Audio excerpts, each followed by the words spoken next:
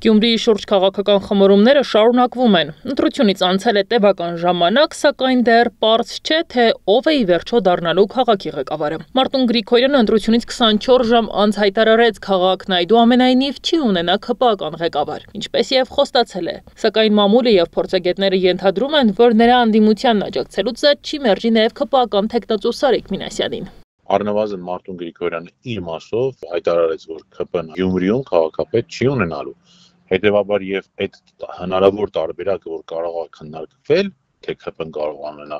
առնվազն Մարտուն Գրիգորյանը իր բոլոր գործողությունների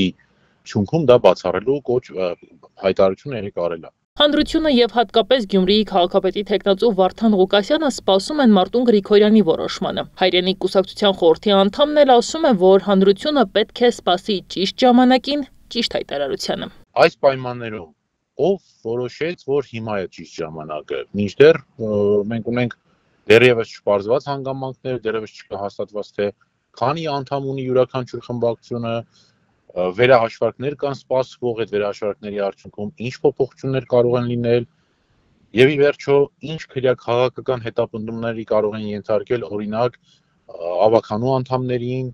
եւ այլն եւ այլն եւ այլն։ Բաբայանի խոսքով արհեստականորեն անիմաստ է ժամանակից շուտ ակնկալիքներ ձևավորել ու եւս մեկ անգամ ընդգծում է, որ մամուլում շրջանառվող բոլոր տեսությունները, թե Գրիգորյանը այդուամենայնիվ կօգնի ՔՊԱ-կաններին, բացառվում է։ Բացատրում է, թե ինչու դեռ չկա հայտարարությունը։ Ոչինչ չի ուշացվում։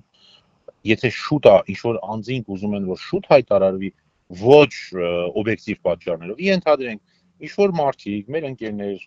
որոնք ուզում են, որ անպայմանորեն իրենց ցանկալի տեխնացուի անունը միանգամից հանգիստ լինեն, որ այդ մարդը պիտի դառնա քաղաքապետ։ Դա իրենց անձնական ցանկությունն է։ Ով ասեց ուշ չի, ժողովուրդ, չի եկել ժամանակը։ Ժամանակը կգա, երբ որ կլինի դրա համապատասխան բոլոր հանգամանքները։ Արսեն Բաբայանն ընդգծում է, ուշ չի, քանի դեռ դաշինքն իրավունք ունի իր պատասխանը ներկայացնել մինչև ապրիլի 14-ը։ Այլ հարց է, որ մյուս տեխնացուները մի փոքր շուտ են հայտարարությամբ հանդես եկել, բայց հարկ է նշել, որ դա նաև իրենց իրավունքն է։ Նանե Հայրապետյան, Գեղամ Ղազարյան, ABC Media։